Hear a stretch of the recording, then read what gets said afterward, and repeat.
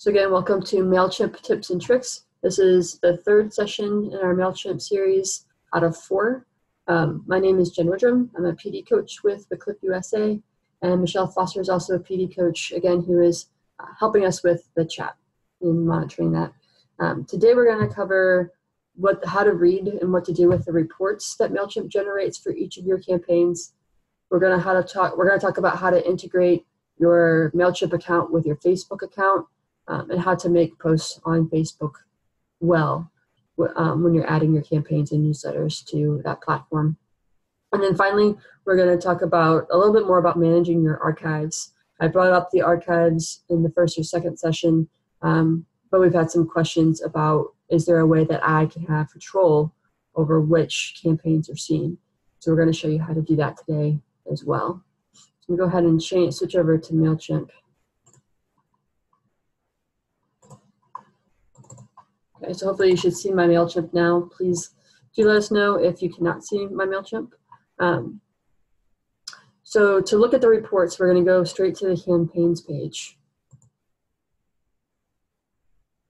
And from the campaign page, you should see a list of any campaigns or newsletters, per updates that you've already sent out from MailChimp.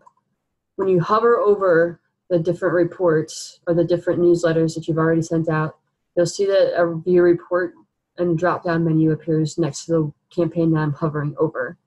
Okay, and it doesn't appear until you put your mouse over that particular report. So I'm going to look at the report for this newsletter here. To do that, I'm just going to click View Report. And then just I'm going to give you a start with just giving you a brief overview of what you see on this page. So up here you see MailChimp Workshop Copy 02, and down here at List, or at Subject, you see MailChimp Workshop Update. So for a lot of people, those two are going to be the same. They won't be different wordings. This is worded differently. So when you first create your campaign, it asks for a name. And then once you're setting up your campaign, it asks you for the subject of your email. Typically, we encourage people to make those the exact same because they're easy to find later on.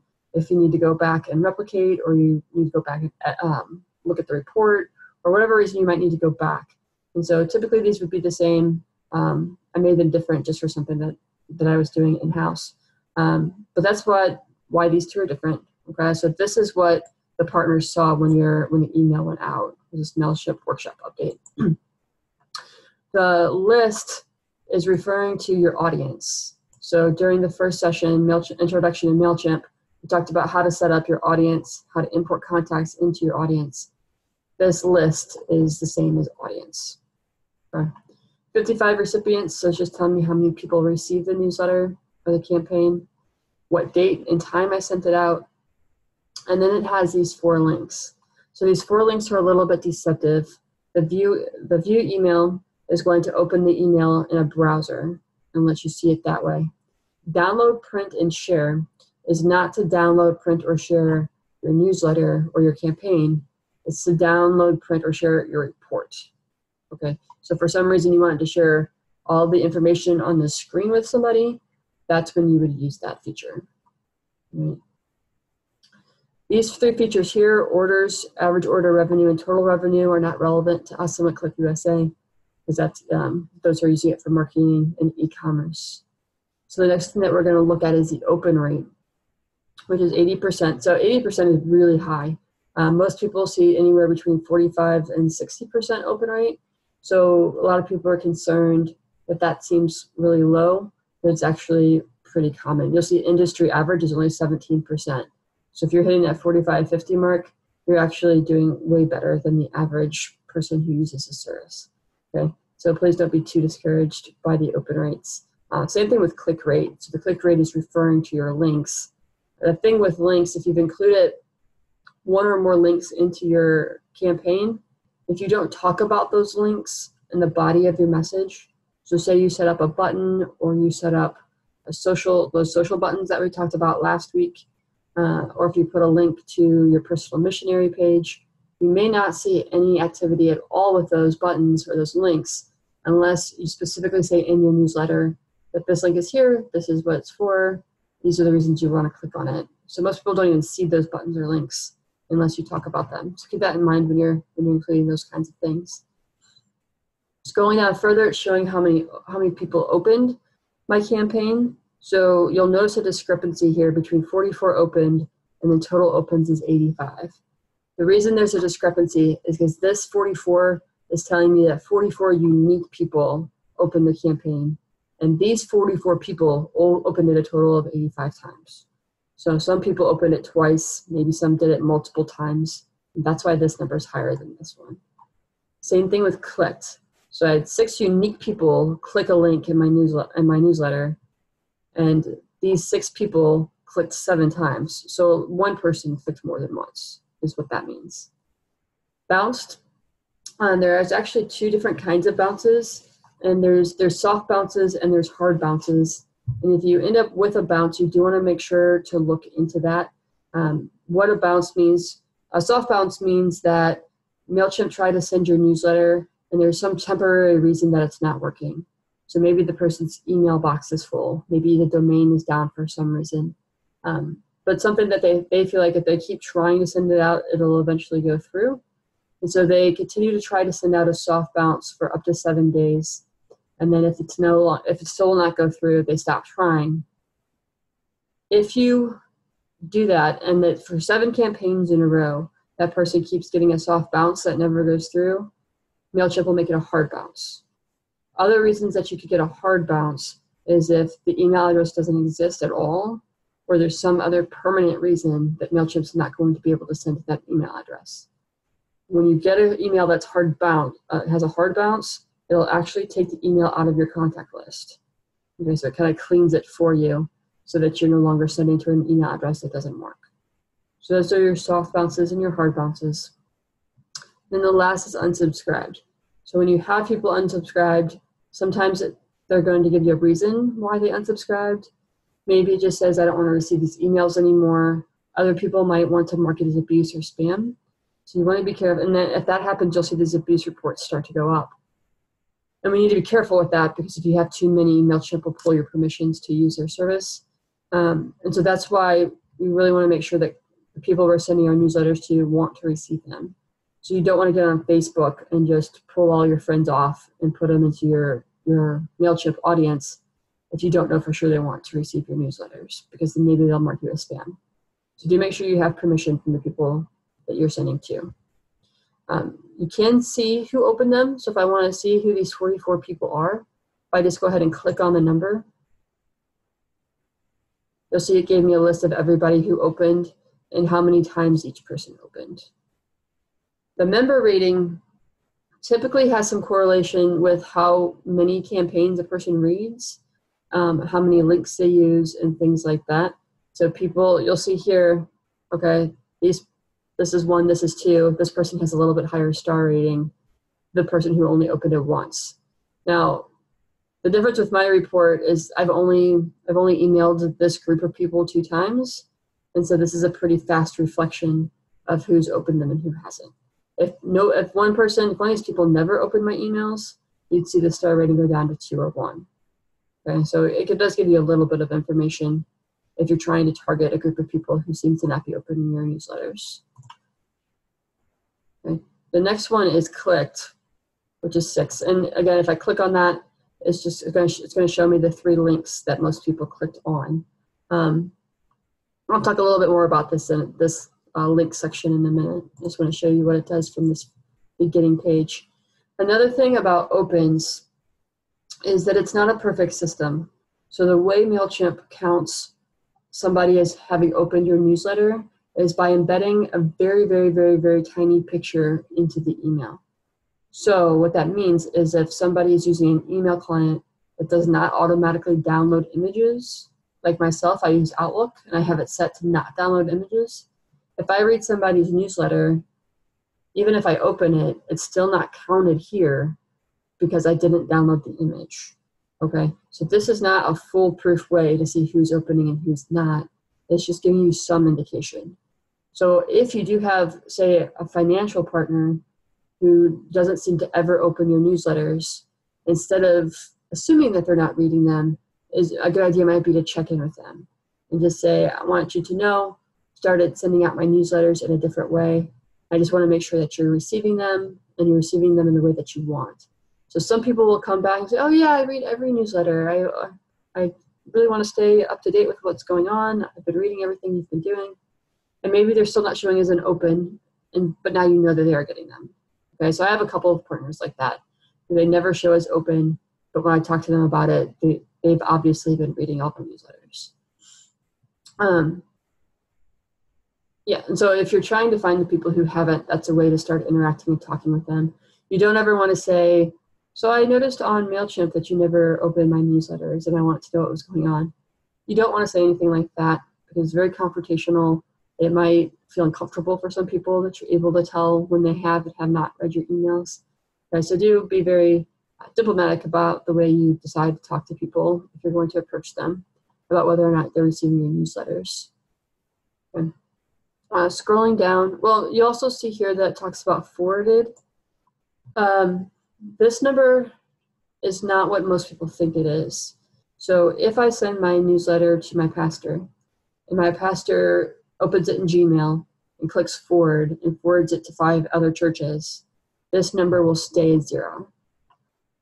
What this is referring to is there's a specific merge tag and a specific form that you can use to coach your partners on how to forward your email in a different way. And the reason that you would do that is because if a pastor forwards my email to 5 other churches and one of those churches tries to unsubscribe, they're not unsubscribing themselves, they're unsubscribing the pastor who I originally sent it to. Okay, so that's happened to a lot of people and it can cause kind of a mess. So what this does is it creates a forwarding form that allows the person to receive a copy of your newsletter that they can't unsubscribe from because they're not subscribed in the first place. So we'll talk about that a lot more next week. I'll show you how to set that up, but it is a good feature if you have somebody who advocates for you by regularly sharing or forwarding your emails. Okay. The next is the 24-hour performance. So what you want to keep in mind is this is not the past 24 hours, but this is the 24 hours immediately after you sent out your newsletter. So this was sent out at noon, and it's showing me what happened over the next 24 hours after I sent it. So keep that in mind as you're looking at that chart. You also notice that there's 2 different lines. So the orange one is how many opens, and the purple is clicks. Scrolling down, top links clicked. So I had 3 links in this email, and it's just showing you which ones got the most activity. Subscribers with the most opens. So again, you can kind of see that if you click on opens and scroll through, but it's just pulling people who did it the most to the top. I've seen this go really extreme. So I've seen this number go up to like 17. So again, this is not a perfect system. I don't assume that somebody read my email 17 times. I assume maybe they opened it once or twice and read it, and the other times the computer is just somehow downloading that picture over and over again. Yeah. So these statistics are just giving you a place to start as far as deciding how you need to communicate differently with your partners. Social performance is if you've integrated into the different social media platforms. So if you've connected to Twitter, you would see this start to go up. This is Facebook likes, and this is campaign URL clicks. So this up here is my campaign URL, this top link at the very, very top. So if I take that and I paste it somewhere in Facebook, or if I paste it, a friend forwards that link to somebody, that's going to let me know that they clicked on that URL. With likes and tweets, okay, if you were to take your Facebook post, or I'm sorry, if you were to take your campaign and grab this URL and post it into Facebook as a way to share your newsletter, and somebody liked that, this would not go up. Okay. When this does go up is when you've placed a like button inside the campaign itself. Okay. So again, we're going to talk about how to do that next week, but it's the same with the tweet. So these are actually interactions within the campaign itself, not the separate social platform. Hopefully that makes sense. The last is top locations by opens. I don't know that this is super helpful information, but just kind of fun to see that it's opened in different places in the world. It's more relevant for those who are doing like e-commerce or something like that. So that's your basic overview page for your reports. The next part we're going to look at is activity. And you'll see this is actually a drop-down menu. And I'm not going to click on each of these, but if I clicked on opened, the same thing that happened when I clicked here, remember it brought up the list of people who had opened my newsletter. That's what you're going to get if you clicked opened. So if I click didn't open, it'll give me a list of everybody who didn't appear to open my newsletter. Same with bounced, unsubscribed. Clicked is going to show you, bring it up real quick. Click is going to show you who clicked on links. It doesn't tell you what link they clicked on, just that they did. Okay. So that's activity. The next is this links. We already saw the screen a little bit earlier, but I'll talk about it just a little bit more. So again, I had 3 links that I put into my campaign, and you'll see that there were 6 total clicks and 5 specific people opened it. Okay, so just giving you a little bit of extra information. There is also something called the click map.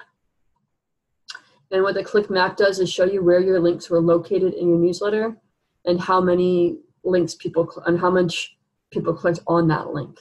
So you'll notice that the link that's right in the middle of the page that I talked about has 85.7% of the clicks. And the links that I didn't talk about only has 14.3 because one click happened way down here. Most people aren't going to pay attention to these buttons down here.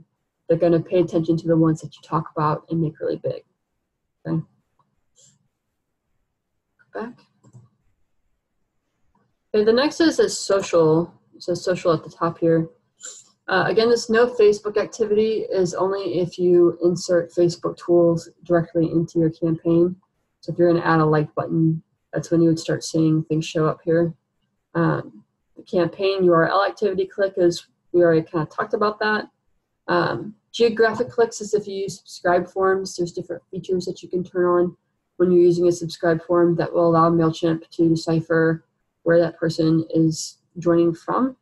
I don't know if that's a helpful thing for us to have turned on, but that's what it's tracking.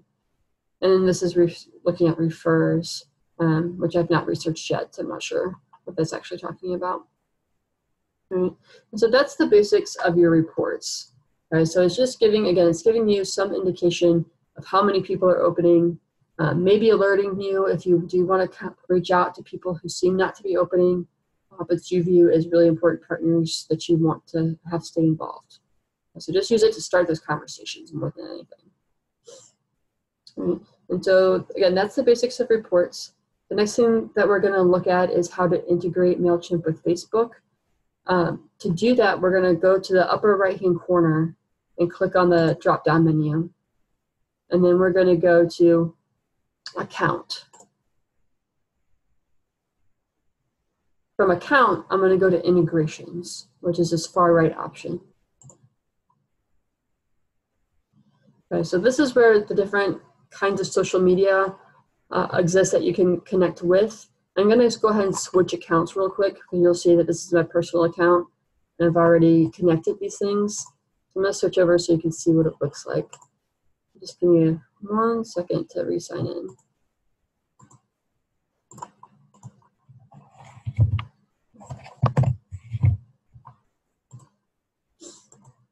Sorry, this is making it more difficult than it needs to be.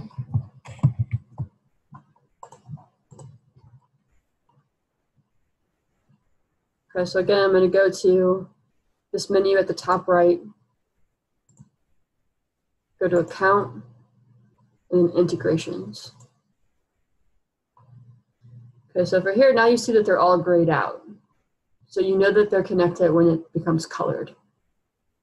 We're going to look at Facebook today. So if I click on Facebook and say log in, okay, success. So if you've already signed into your Facebook account, you see I have mine pulled up here. If you've already logged in, that should be all it takes to get signed in or to integrate those 2 accounts. There have been times in the past where when I've clicked on that, it's asked me different questions about giving it permissions and things like that. If you do get those prompts, go ahead and give them permission. They are going to need those if they're going to post to your page on your behalf. Now, the thing with this integration is you'll see that it's asking you which page to use. So the auto feature, as far as posting your newsletters to Facebook, only works if you have a page set up, which is very different from your profile. Okay, so your profile page has your banner and your personal image, and these are all the things that you post on Facebook. But you can also create a separate page that could be just for your Wycliffe ministry, where you're just adding your newsletters, you just talk about prayer requests. If you have something like that set up, this feature is for you. Okay, so you would use the drop-down menu to pick which page you want to use, and then which list to use. So again, list is the same as audience. So it's asking for your audience. Most of us only have one at this point. And then it's asking if you want to use a sign up form tab. So if you're using Pages, along the left-hand column are a list of tabs that people can click on to go to different portions of your page. If you want there to be a sign up form or something like that, then you'd want to say yes, so that you end up with a sign up form for your MailChimp newsletters on your Facebook page. Hopefully that's clear. Once you've done that, you can go ahead and click Save.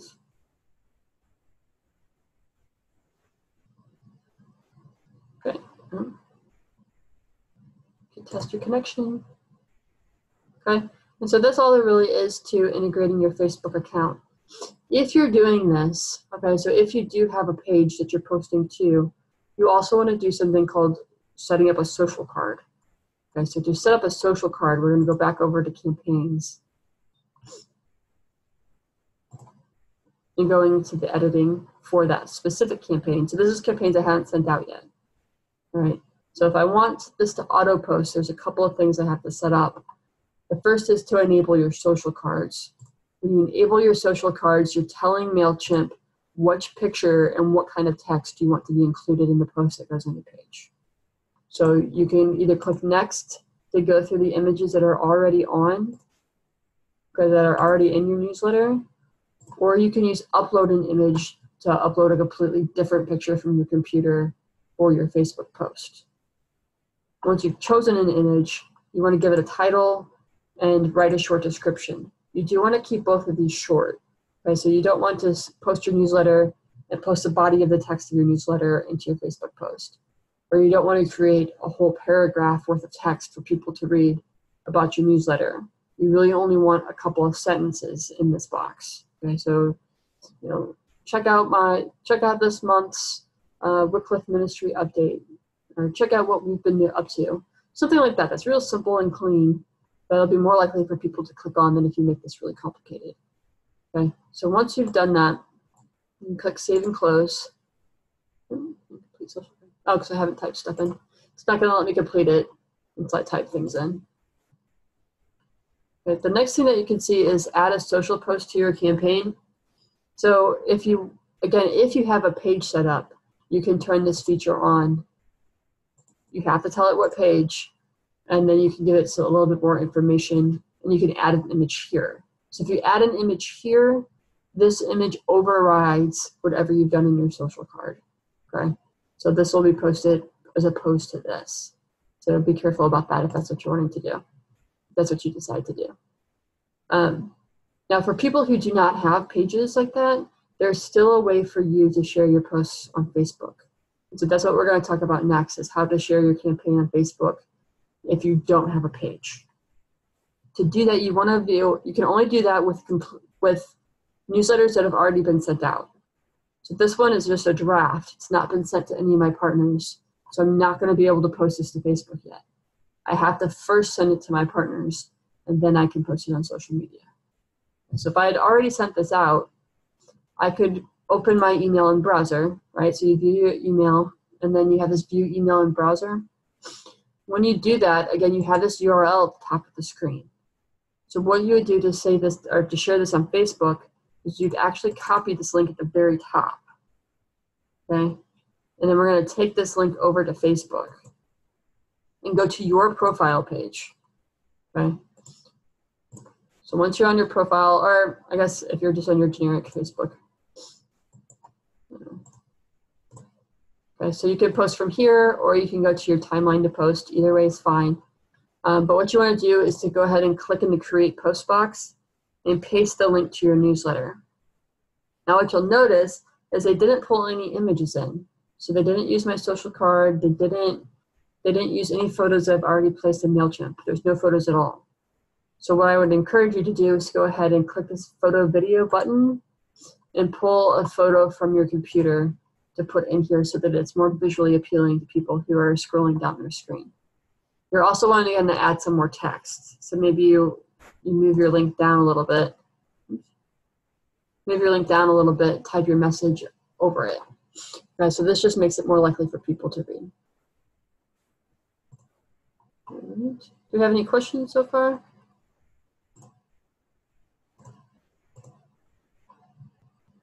Okay.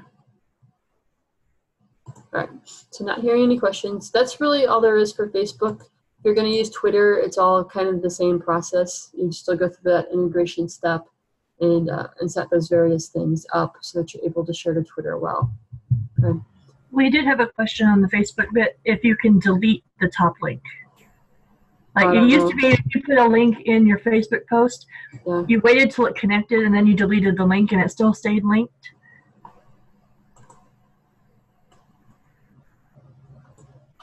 Yes. So then if you typed in your stuff, it would still have the link below. Yeah. Yeah, so you can still do that. Okay, thanks. Yep. Good question. Thanks, guys. I do not want to post that, so we're going to get rid of that. Okay. So that's all there is to Facebook integration. The next thing that we're going to talk about is managing your archive list. So again, we kind of talked about your archive list a couple of sessions ago. What your archive list is once you've posted your newsletters, you have these, and you view it in the browser.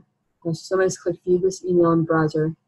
You have this gray bar that shows up on your browser as well. One is subscribe and one is past issues. Subscribe is a way for people who are not already subscribed but are viewing your newsletter to add themselves to your list. I have had a couple of people use this button to re-add somebody who was unintentionally unsubscribed. So that is one way that you can do that. The second thing that we will look at, though, is past issues. So if I click on past issues, this is going to link to an archive of the newsletters that I've already sent out.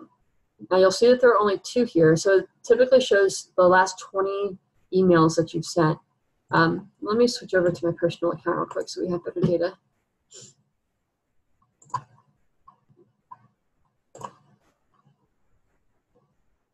Okay, so typically they'll show up to 20 of these that you've sent in the past. So if you've been using this for 4 years, it's not going to show every update that you've done for the past 4 years.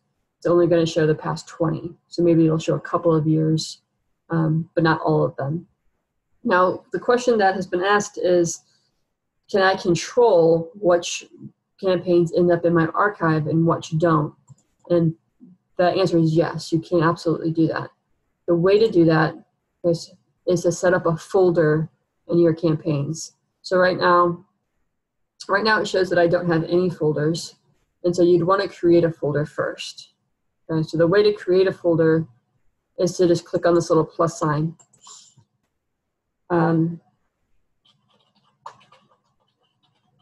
You can call it whatever you want. I'm going to call mine updates for archive. Whatever campaigns you place inside this folder, the ones inside the folder are the ones that we're going to be showing to our partners. Okay? So if I